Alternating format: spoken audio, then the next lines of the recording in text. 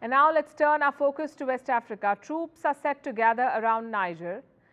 This is a standby force of the West African bloc called ECOWAS. They want to build pressure on Niger's junta, force them to reinstate the democratically elected president, Mohamed Bazoum. But the junta has other plans.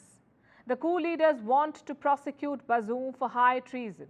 It's a sign that the junta does not plan to back down, also warning to ECOWAS any aggression could impact Bazoum's health and safety. The president has been held hostage by the military since they took over on the 26th of July. Reports say he's being kept in the basement of the presidential palace. His wife and son have also been imprisoned. The threat to prosecute him means that the military is willing to kill, because a trial for high treason has few other outcomes. So will this threat make the West African democracies back down or further goad them into action? Here's a report.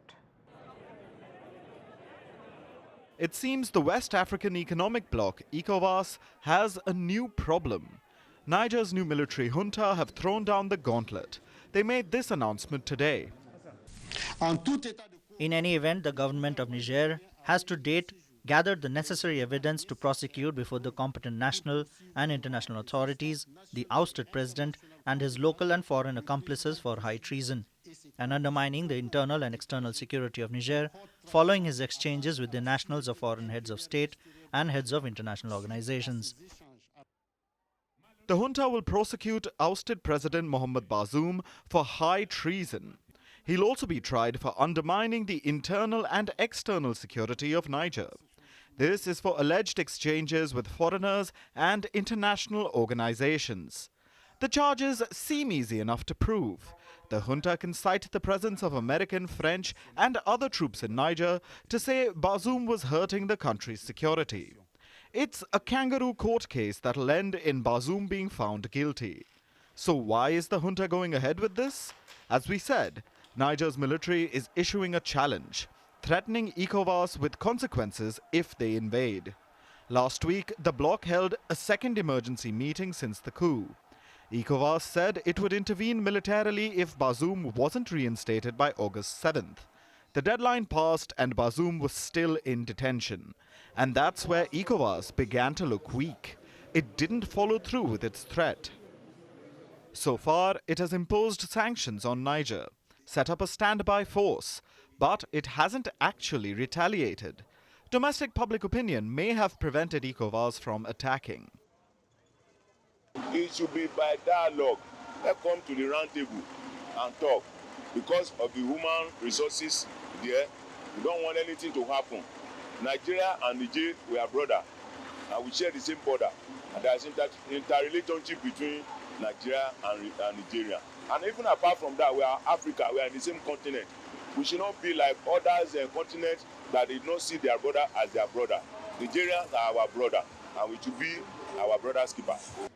So, Niger's junta seem to have smelled weakness and thrown up this Bazoum trial as a protective shield. They could use the trial as a way to negotiate with ECOWAS, use his life as a bargaining chip, a way to prevent any military interventions and get sanctions lifted. The sanctions have already started to hurt Niger. The Nigerian transitional authorities regret this attitude of a certain international community, which consists in showing its solidarity with the few politicians of the deposed regime, and at the same time lacking in empathy towards the Nigerian populations hard hit by the illegal, inhuman, and immediate sanctions of ECOWAS, which go so far as to deprive the country of pharmaceutical products, basic foodstuffs, and the supply of electricity. About 70% of Niger's electricity was supplied by neighboring Nigeria. That has been stopped due to sanctions. It has led to a dire situation. Parts of the country barely get electricity for an hour or two each day. We used to work from 8 a.m. to midnight, but now it's impossible. We have an average of 1 hour and 30 minutes of electricity a day, and it's very difficult to be productive in such conditions. Since Nigeria cut off the electricity, our sales have gone down. We try to work with a generator, but we can't use it for long hours because it's expensive since we have to buy fuel regularly.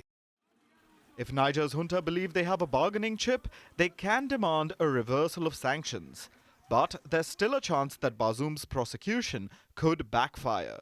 It could end up spurring ECOWAS into action. So it seems Niger's junta have been making friends to shore up its defense.